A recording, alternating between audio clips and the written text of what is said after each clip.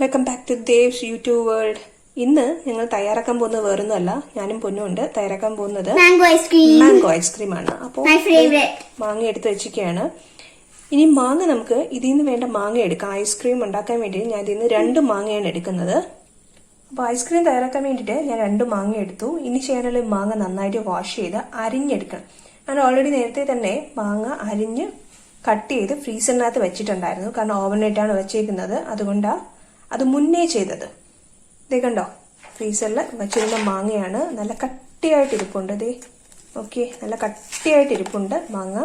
ഇനി നമുക്ക് ഈ മാങ്ങ എന്താ ചെയ്യേണ്ടതെന്ന് വെച്ചാൽ മിക്സിയുടെ ജാറിലോട്ട് എടുത്തിടാം. നന്നായിട്ടൊന്ന് അടിച്ചെടുക്കണ്ടേ. കണ്ടല്ലോ, ഞാൻ മാങ്ങ മിക്സിയുടെ ജാറിലോട്ടിട്ടു. ഇനി ചെയ്യാനുള്ളത് നമുക്കിതിലേക്ക് കുറച്ച് പഞ്ചസാര ചേർക്കാം. അപ്പോൾ ഇതിലേക്ക് 2 സ്പൂൺ പഞ്ചസാര ആഡ് ചെയ്യാം. നിങ്ങൾക്ക് മധുരം എങ്ങനെയാണോ ആവശ്യത്തിന് വേണം അതനുസരിച്ച് ചേർക്കാം. ഇപ്പം ഞാൻ 2 സ്പൂൺ ആഡ് ചെയ്തു. ഇനി നമുക്ക് കുറച്ച് പാല് ചേർക്കാം.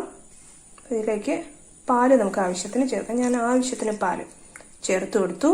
ഇനി ചേർക്കാനുള്ളത് നമുക്കിതിലേക്ക് കുറച്ച് മിൽക്ക് മെയ്ഡ് ചേർത്ത് കൊടുക്കാം. മിൽക്ക് മെയ്ഡ് ചേർക്കുമ്പോഴാണ് ഒരു ടേസ്റ്റ് കിട്ടുന്നത്. അതുകൊണ്ട് ഞാൻ കുറച്ച് കൂടുതൽ ചേർത്തിട്ടുണ്ട് മിൽക്ക് മെയ്ഡ്. കുട്ടികൾക്ക് ഏറ്റവും ഇഷ്ടം മിൽക്ക് മെയ്ഡ് ചേർക്കുന്ന ഐസ്ക്രീം അല്ലേ, അതുകൊണ്ട് ആ രീതിയിൽ കുറച്ച് കൂടുതൽ ചേർത്തത്. അപ്പോൾ ഇനി ഇതിൽ ചേർക്കുന്നത് 3 cashewnut ആണ്. ഒരു ടേസ്റ്റിന് വേണ്ടിയിട്ടാണ് കാഷ്യൂ ചേർത്തത്. കുറച്ച് ToottiFrutti ചേർത്തു. പൈനാപ്പിൾ ഫ്ലേവർ വരുന്ന വാനില എസൻസ് ആണ് ഞാൻ കുറച്ച് ചേർത്തത്. ഇനി നമുക്ക് മിക്സിയിൽ വെച്ചിട്ട് നന്നായിട്ട് അടിച്ചെടുക്കാം. പൈനാപ്പിളിന്റെ ഒരു മണം വരുന്നുണ്ട്, ഞാൻ കൂടെ മിക്സ് ആയിട്ടില്ല. ഒരിക്കൽ ഞാൻ അടിച്ചെടുത്തേ ഉള്ളൂ. ഇനി കുറച്ചുകൂടെ നന്നായിട്ടൊന്ന് കട്ടിയാവണം.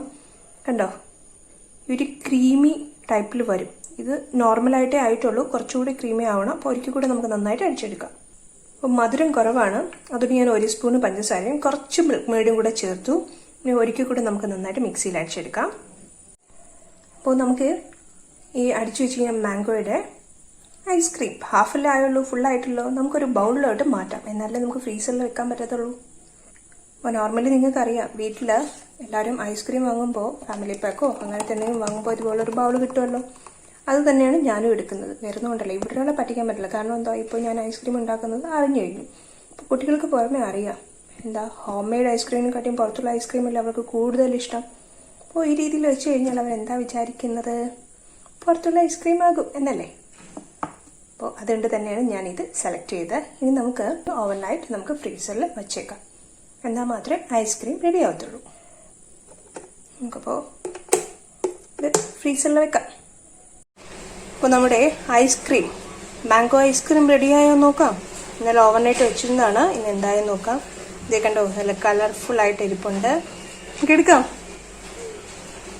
അപ്പോൾ നമ്മുടെ ഐസ്ക്രീം നമുക്ക് ബൗളിലോട്ട് മാറ്റാം. സ്കൂപ്പ് ചെയ്തെടുക്കാനൊന്നും നമുക്ക് പറ്റത്തില്ല കേട്ടോ, അതുകൊണ്ട് ഇത് നോർമലി ഇതേ കണ്ടോ നമ്മുടെ ഹോം മെയ്ഡ് ഐസ്ക്രീം. അപ്പോൾ ഇതാണ് നമ്മുടെ ഹോം മെയ്ഡ് ഐസ്ക്രീം.